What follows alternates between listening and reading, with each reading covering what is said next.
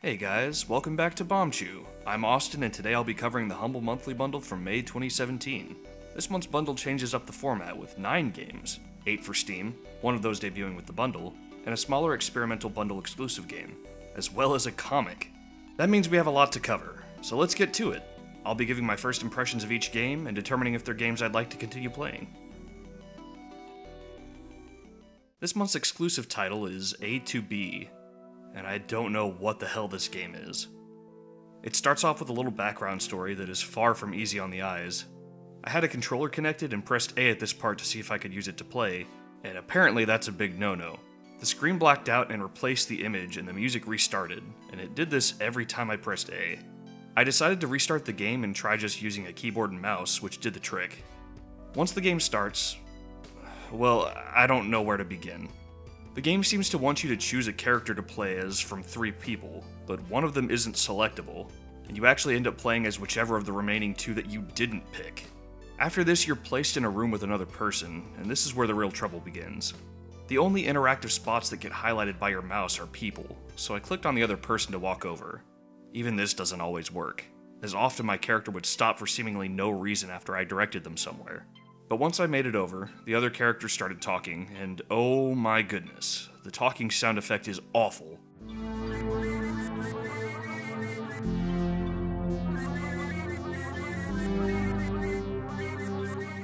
We conversed a bit and suddenly the screen faded out and reloaded the scene mid-dialogue.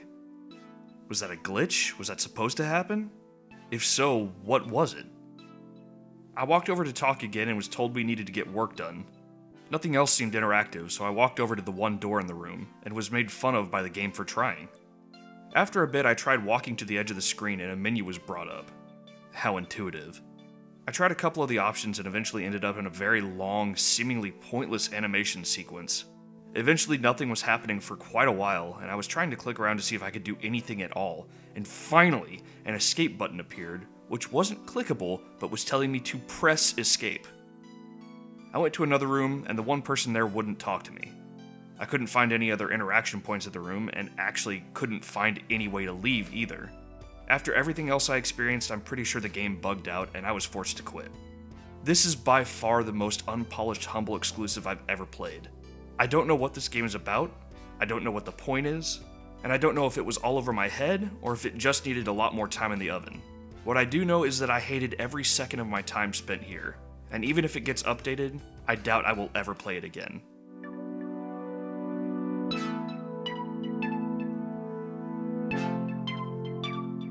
The debut game this month is Super Rude Bear Resurrection, a corpse stacking platformer. It plays a bit like Super Meat Boy, but with the twist that your dead bodies remain in the level after you respawn, with the potential for each death to make the game easier. Die on a set of spikes? Walk over your dead body next time. Make a pile and reach heights you couldn't before. It's a fun concept, and it makes it so the game is still accessible even when it ramps up in difficulty. It does track your deaths though, and you're rewarded with a better ranking if you manage to complete a level without dying, giving some incentive to play better instead of lazily making a bridge with your own bodies. You can accidentally block your own path with bodies in some circumstances, but you have a helper you can use to both see ahead as well as to clear out bodies that might be in the way. Unfortunately, he talks all the time, and it can be very distracting while trying to focus on a tight jump. He even addresses this, which means the devs knew he was annoying, but that didn't make him any funnier to me. Still, it's a fun game with some trollish level design that rewards paying attention to your surroundings and looking ahead, while still being fun for those who just want to fly through blind. I'll continue this one.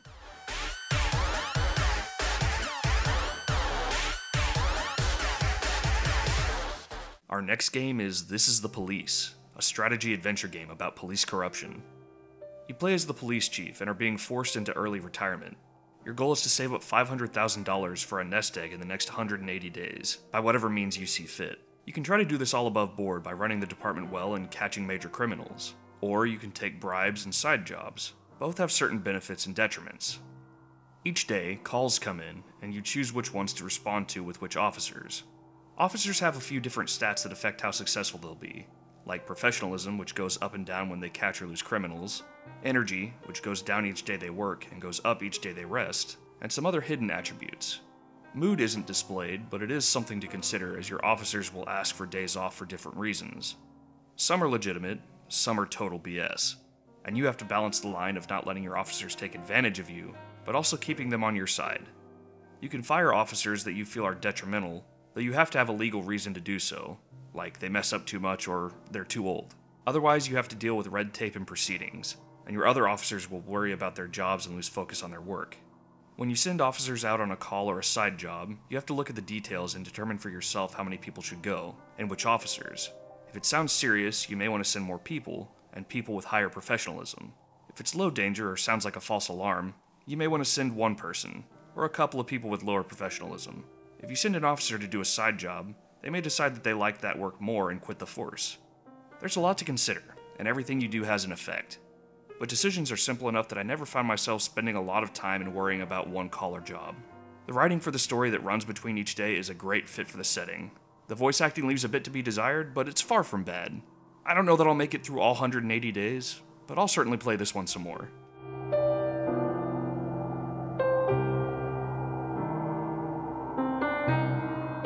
Next up is Undertale, an RPG inspired by Earthbound. I'd like to start off by saying, the less you know about this game before playing it, the better. If you want to go in completely blind, skip ahead to the time shown below. So I'll be honest, I never played Earthbound. It's on my to-do list, but there are a lot of games on my to-do list, and a big RPG is tough to get to. Still, Undertale was getting universal praise when it came out, so I ended up picking it up to see what all the fuss was about. And oh my goodness, I get it.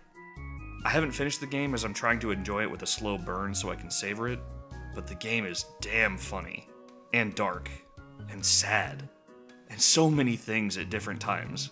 The main twist of the gameplay is that you don't actually have to kill anything. If you perform the right actions during combat, you can actually spare the enemy and move on. I don't know what effect this has for regular enemies, but for people you've talked to outside of combat, killing them or sparing them can change the rest of the story. The other interesting part of the combat is that every enemy attack against you is a minigame, and you can dodge all or part of the damage if you play with enough skill. If you're playing while trying not to kill anything at all, you won't level up, which means you'll have to get really good at dodging as you progress. From what I understand, there are a ton of different ways the game can play out, and it seems to be very replayable, especially since it's only about 6 hours long. Also, the music. Superb. And there are a ton of different tracks. I absolutely plan to finish.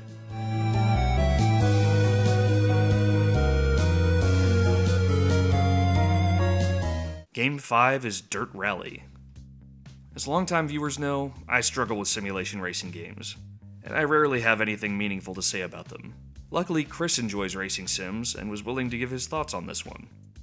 Dirt Rally is a racing sim game made by Codemasters. Racing sim games have never been what you'd call accessible to most people, and Dirt Rally definitely has a steep learning curve, especially if you're not familiar with rally-style racing.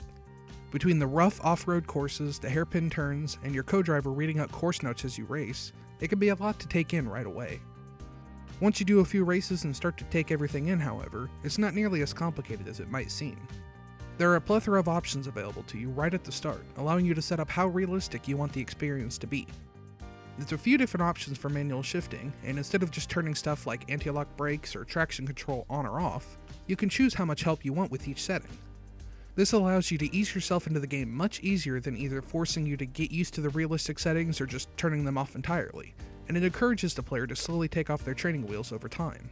It makes you feel like you're making real progress when you finally feel brave enough to turn off the anti-lock brakes and tackle that snowy mountainside. The game features a variety of real-world cars and courses, and they all look pretty great even for a game that's a couple of years old at this point. Players can race through courses in Germany, Finland, Greece, and a few other countries in a variety of cars from the 60s through today. One of my favorite aspects of the game is the co-driver. In rally races, they use a person in the passenger seat to read out notes on the track to the driver. This feature is used in the game perfectly, and it helps out a lot once you learn how to use it.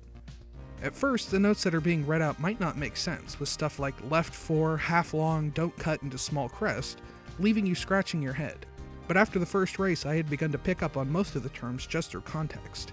By the end of my third race, I was using my co-driver to really blast through the course. If you don't like sim-style racing games, I don't know that Dirt Rally is going to change your mind. But if you've ever had an interest in them, this game might be able to ease you into the genre. I'm definitely going to keep playing this one.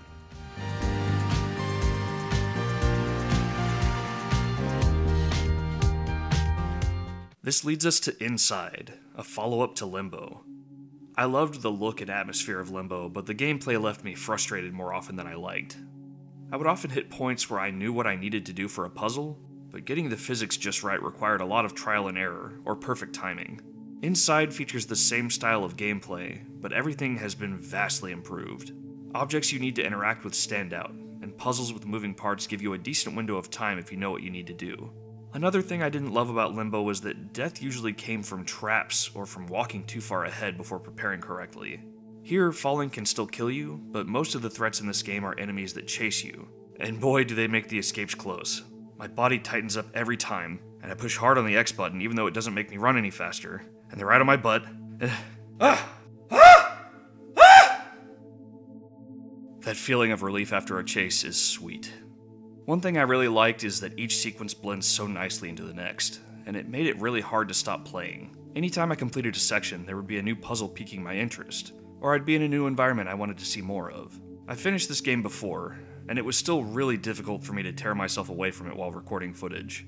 Usually I like to cite specific examples in these reviews, but the less you know beyond what I've told you, the better. Inside is short, lasting only a few hours, but if you enjoy puzzle platformers, or heck, even if you like a good dark story, it's worth playing through to the end.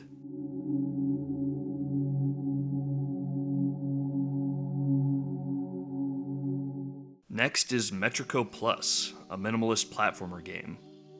This one sports a very clean look without much UI, and soundscapes that take you back to the 70s. Gameplay is simple. You want to move forward. What gets complicated are the platforms. Different platforms react to your movement in different ways.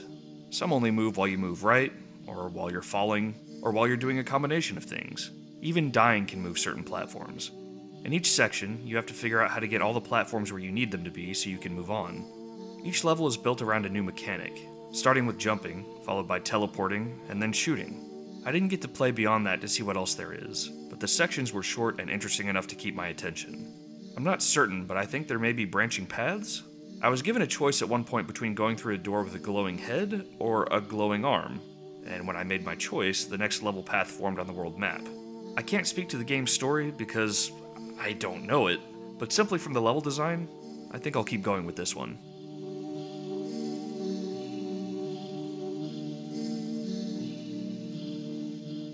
Game 8 is Gonner, a 2D roguelike platformer. This is another game that doesn't tell you much. You play through randomized levels, starting out with a random gun and usable item. At first you only have one possibility for each of these, but as you play further you can unlock more possible options. Your goal, I assume, is to make it through the boss without dying. I say I assume because I don't actually know. I never managed to survive the boss to find out if you can always begin at the next level, or if every playthrough starts out at the first level. This game is tough. My first thought was to only shoot enemies that were in my way and avoid combat where possible, until I finally figured out what these purple things are and how to get them. These purple squares are currency, and you can use them to buy health or equipment, as well as to revive yourself. But you have to have squares that match the required symbols, requiring a bit of luck. To get these squares, you have to kill enemies. At the top right of the screen is a set of heads. Each enemy you kill will cross off a head, and if you kill another enemy fast enough, the next head will get crossed out. Killing 5 enemies without letting too much time pass in between will net you a square. So if you want to buy stuff or have an extra life, you'll have to kill a lot and kill quickly. Making this tougher, if you get hit, you drop all your stuff and lose some fine control of yourself for a bit. So you have to navigate the swarm of enemies you're in to get your stuff back before you can shoot again, and death often comes swiftly in these situations. It's good fun, but it's quite tough. I doubt I can beat it, but I'd like to make it through at least the first boss at some point.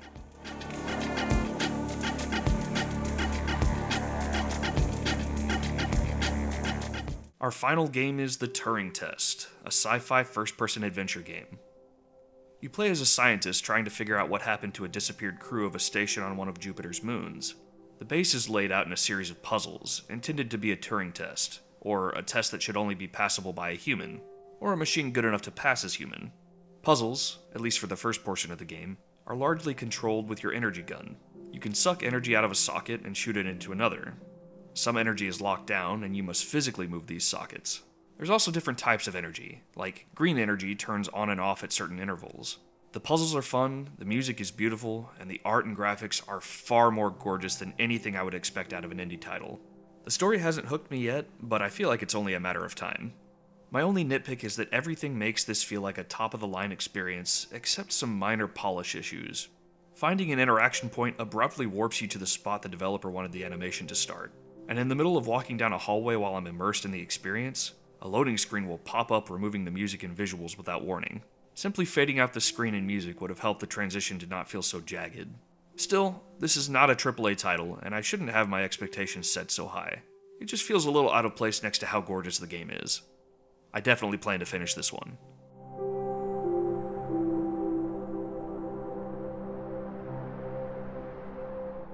Last is the new comic included with the bundle, UnderWhere. I say new, this comic was actually originally published back in 1995. This is the first of 4 issues, and it sounds like the other 3 issues will be coming in the next 3 bundles. The art and setting are interesting, but I found the dialogue pretty dull, and kinda what you would expect from something intended for kids back then. It follows a kid who has recently lost his grandfather and is looking for his treasure around the house. It moves fast, and a lot of the transitions can be a bit disorienting. I'm not terribly excited for the next few issues, but I do think it's cool that Humble is experimenting with the format of the monthly bundle. So overall, how was this bundle? Despite that awful Humble exclusive, there were 8 really enjoyable games here, even if Dirt Rally isn't really part of a genre I can appreciate. Despite already owning a couple of these games, there were a few that had been on my wishlist for a while. Each game was well rated, and I'm not sure any of them could be considered questionable picks. Having 9 full games was a treat, and the comic was a cool way to change things up. So how much bang for your buck was there? To total everything up, paying full price, these would all rack up a cost of $167. Getting all these at their lowest sale price would cost about $85.50. Going either way, this is a really high value for a monthly bundle. I liked this bundle a lot, and this gave me a lot to play while we wait for June's games. Next month's bundle has Stellaris, and I can't wait to see what else is in there. Catch you next time.